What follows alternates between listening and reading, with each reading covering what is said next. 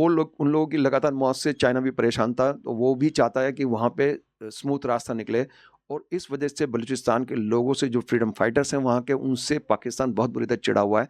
तो वो चाहता है कि किसी भी तरह इनको मारो। तो पाकिस्तान की अलग से स्ट्रेटेजी होती है कि वो अपने बंदे बना के, ग्रुप बना के, अपने अलग से मिलिटेंट्स ग्रुप बना के, और फिर वो ईरान पे अटैक करता है, जिससे कि ईरान के अंदर जो बलूचिस्तान के जो लोग हैं, वो जो ग्रुप्स हैं, वो ये सोचे कि ये बलूचिस्तान की आज़ादी के जो फ्रीडम फाइटर्स हैं उसके अंदर, बलूचिस्तान के अंदर, पाकिस्तान के अंदर, जो पाकिस्तान ऑक्यूपाइड जो बलूचिस्तान है उसके अंदर जो फ्रीडम फाइटर्स हैं, वो उन पे संदेश जाए और वो आपस में लड़के मर जाए। ऐसा ये टैक्टिक्स चलता है पाकिस्तान, चलाकी चलाकी चलता है। वो नॉर्मल तो शरीफ लोग तो है ही नहीं ना पाकिस्तान के, जो जो आर्मी वाले हैं और उनके पॉलिटिशियंस हैं। तो ये सब ऐसी चाल चली जाती है कि आपस में वो लड़के मर जाए। और ये ईरान बहुत अच्छे से जानता है। उससे पहले भी कई बार ऐसा हुआ है कि इस तरह के अटैक के अंदर ईरान के आर्मी के लोग भी मरे हैं, उनके कई बार अटैक्स हुए हैं उन पे, और आर्मी के लोग भी मरे हैं उसके इस दौरान। जो खासकर जो एक सुन्नी ग्रुप है, जैसे आदिल, वो ग्रुप गड़बड़ करता है बहुत ज़्यादा, तो उसके ऊपर उन्होंने स्पेशली अटैक किया है ईरान ने। अभी जो ग्रुप्स हैं ना, जो नकली ग्रुप बना रखे हैं इन्होंने, पाकिस्तान आर्मी ने बना रखे हैं, वो उनके ऊपर जो ईरान की आर्मी ने जो मिसाइल से अटैक किया अभी रिसेंट में, वो जैसे आदिल के जो सुन्नी ग्रुप, मिलिटेंट्स ग्रुप है, उसके ऊपर अटैक किया। और इधर से पाकिस्तान की तरफ से जो ईरान के अंदर जो बलूचिस्तान है, उसमें जो सेपरेटिस्ट ग्रुप है, जैसे बलूचिस्तान लिबरेशन आर्मी और बलूचिस्तान लिबरेशन फ्रंट, उनके ऊपर ये अटैक करते हैं। पाकिस्तान ने अटैक किया। तो इसमें टोटल दोनों तरफ से जो अटैक हुआ उसके अंदर करीब करीब 11 लोग मर गए हैं, उसमें बच्चे भी हैं, औरतें भी हैं। तो ये बहुत दुख की बात है, ऐसा होना नहीं चाहिए। बच्चे और इनको टारगेट करके करा जा रहा है, लेकिन जब भी वॉर होता है तो सिविलियंस भी बहुत ज़्यादा तादाद में मरते हैं। इस तरह से फ़िलिस्तीन, हमास और इज़राइल के बीच में जो युद्ध है उसमें भी बहुत भारी संख्या के अंदर सिविलियंस मर रहे हैं, और ये बहुत गलत है। और यूक्रेन रशिया के अंदर भी यही हुआ।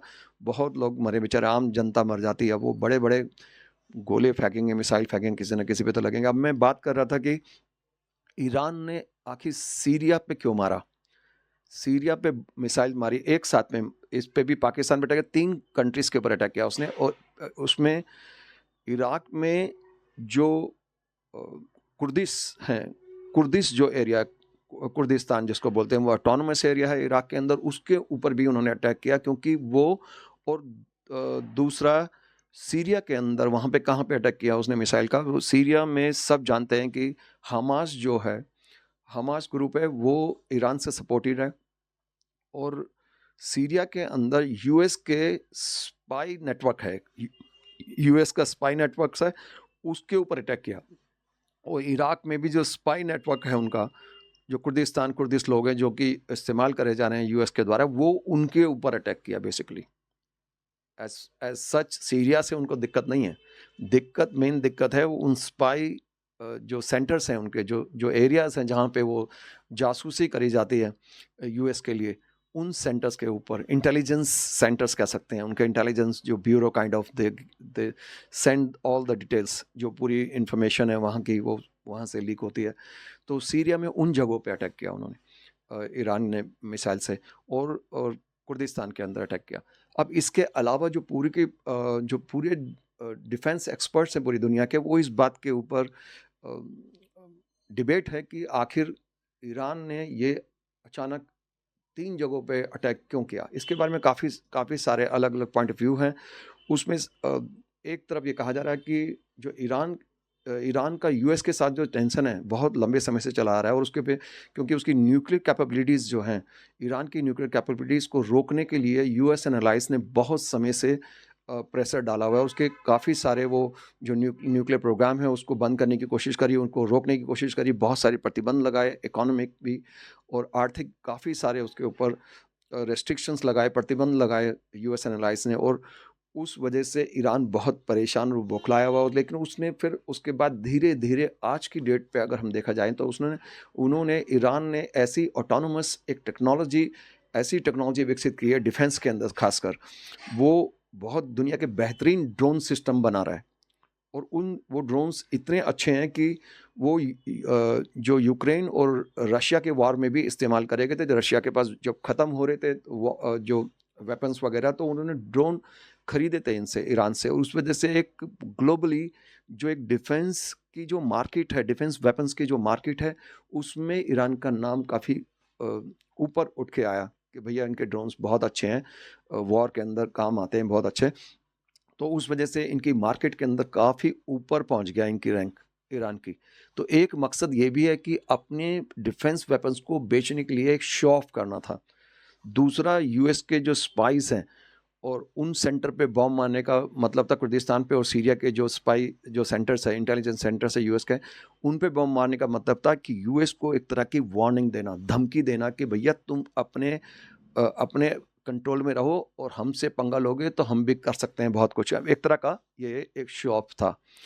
और उसके उसके अलावा अगर आप देखा जाए तो पाकिस्तान के साथ तो वो टेंशन थे ही, तो उन्होंने सबको इकट्ठे 2-3 तरीके से अपनी अपनी बात कह दी। अब सबसे बड़ी चीज़ है कि डिफेंस के वेपन्स के अंदर जो एक मार्केट है, जो डिफेंस वॉरहेड्स की, वो एक बहुत बड़ी मार्केट है, बिलियन ट्रिलियन डॉलर की मार्केट है पूरी दुनिया के अंदर। तो उसके अंदर ईरान का उभर के आना, जो जो ऑटोनोमस टेक्नोलॉजी है उनकी डिफेंस की, डिफेंस वेपन्स की और इनकी वारहेड्स की, वो बहुत ही अभी काफ़ी स्पीड से ऊपर की तरफ आ रहा है उसका ग्राफ।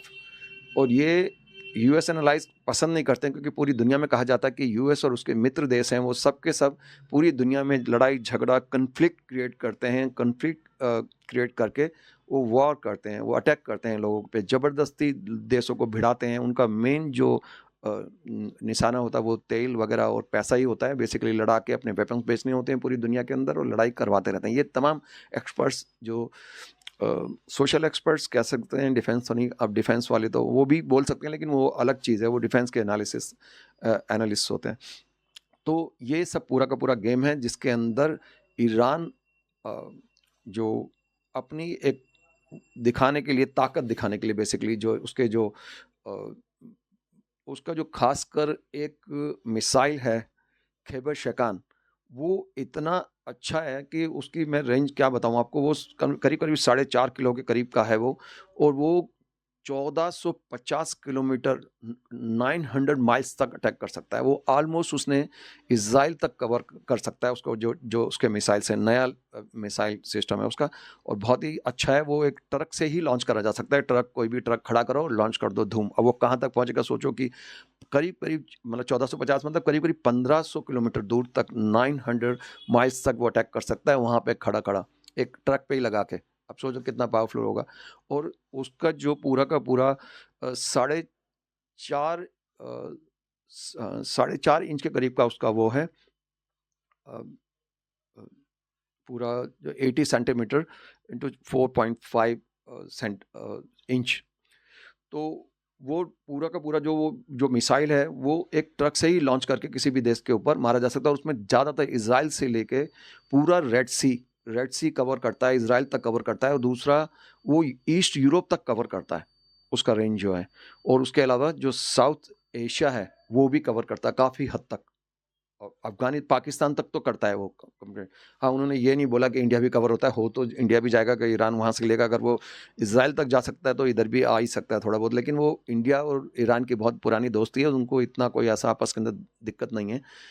लेकिन इंडिया भी इंटरेस्टेड था जो ईरान के ड्रोन सिस्टम खरीदने के लिए। तो वो जो लोग हथियारों का धंधा करते हैं, वो कभी भी नहीं चाहेंगे कि नए नए नए लोग उभर के आए, नए नए धंधा करें, और उनकी जो मोनोपोली है पूरी दुनिया के अंदर हथियार बेच के, और उनकी इकोनॉमी जो है वो वॉर के ऊपर, जो लोगों को बर्बाद करने पर, लोगों की बर्बादी और अपना फ़ायदा उठाना, इस तरह की जो उनकी स्ट्रेटेजी है, उनकी जो आर्थिक जो नीतियां हैं वो इसी तरह की है। दुनिया जाए भाड़ में, लोगों को मारो, मराओ, कटो, और लड़ाई कर करा के लोगों को मार मोर के खुद अमीर बन जाओ और मौज लो। तो ये इतनी गंदी मानसिकता है कुछ देशों की, जो पूरा का पूरा पैटर्न है। और बाकी लोगों को लड़ाते हैं। वो इराक में जो युद्ध हुआ उसके बारे में हम कभी बात कर सकते हैं। तो अभी ये है पूरा का पूरा पैटर्न। ईरान और पाकिस्तान की लड़ाई का पूरा चिट्ठा ये है कि आखिर ईरान ने 3 जगह पे अटैक क्यों किया। वो उसके पीछे काफ़ी सारे, जो एक उसका जो खैबर शेकान है, वो मिड रेंज प्लास्टिक मिसाइल है। मैंने बताया अभी करीब करीब 1450 किलोमीटर 900 माइल्स तक का उसका रेंज है, वो वहाँ तक अटैक कर सकता है और बहुत ही पावरफुल है वो। तो अभी वो एक तरह से कह सकते हैं कि अपना हथियार बेचने के लिए ईरान ने शो प्रदर्शन करा कि भैया मेरे ये लो, मेरे पास मिसाइल है, किसी को लेना है तो बताओ।